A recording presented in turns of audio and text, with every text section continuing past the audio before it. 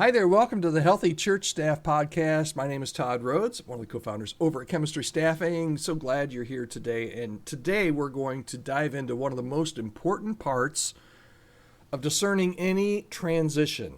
And when I'm talking transition, I'm talking about leaving where you are in ministry and going to the next place in ministry. And that's the questions that you need to ask the leadership team of the church that you're considering. Okay, so you're interviewing with the church, you've not accepted the role yet, but maybe you're going for an on-site visit, you're meeting with the leadership team. Here are some questions that you should consider.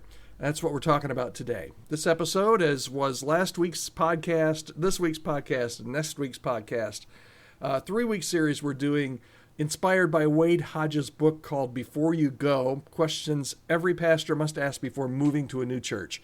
And we're going to start today with saying that, honestly, the leadership team is often the backbone of a church. You know that. It's the backbone of the church where you are now. It's the backbone, really, of every church.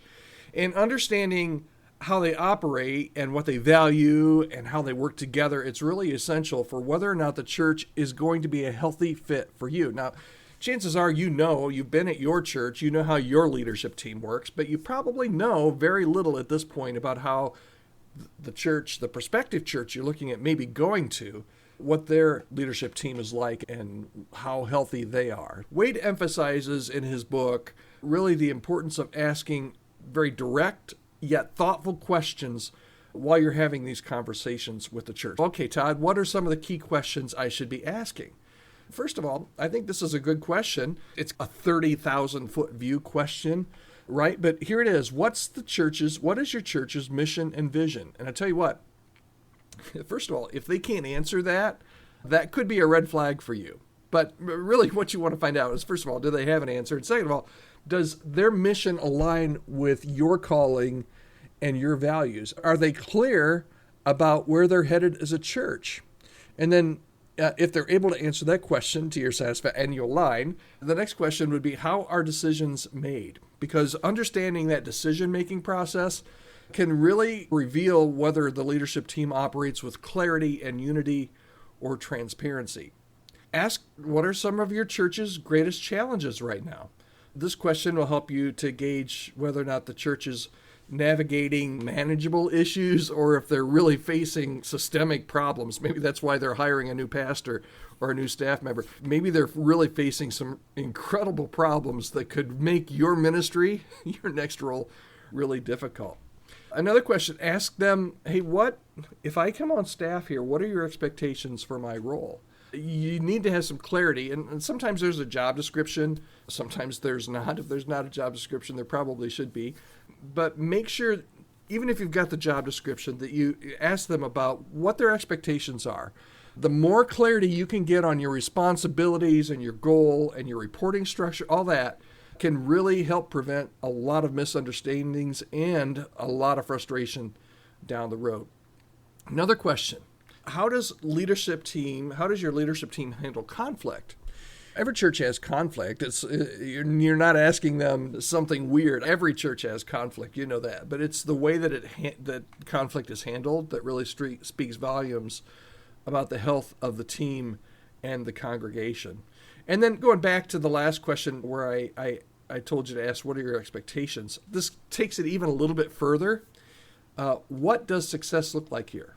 Understanding how the church measures success can help you determine whether your values align. Is it butts in the seats? Is it dollars in the offering plate? Is it baptisms? Is it community engagement? Is it small groups? Is it discipleship? How does that church measure success, and how are you going to fit in to those metrics and what they're measuring? And how 6 months or a year in that you're doing a good job?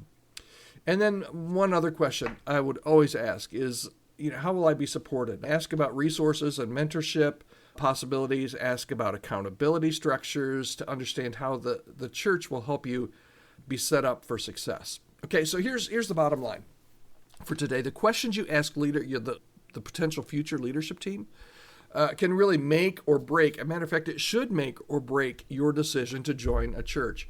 So take time to prepare thoughtful questions. You can always re-listen to this podcast, check the notes for the questions that I've included here. These are just a few of the questions. And a side note, you don't want to go in with 1,000 questions, right? You want to go in with a handful of questions. If you go in with 1,000 questions, it's like you're going to be loaded for bear. Just pick, I think I gave you 5 questions here. Pick 5 or 6 questions, and there should be a time during your time together where you get a time to ask those questions. So take time to prepare these very thoughtful questions that kind of dig a little bit beneath the surface. And how do you do that? First of all, you make the list, right? Actually, I used to keep everything in my head until I turned 50, which was about 10 years ago. And then I decided, no, I can't rely on my head anymore. I got to write everything down. Right? Even if you're 39, write everything down. Write that list down and make sure you tailor your list to the specific concerns and priorities that you have.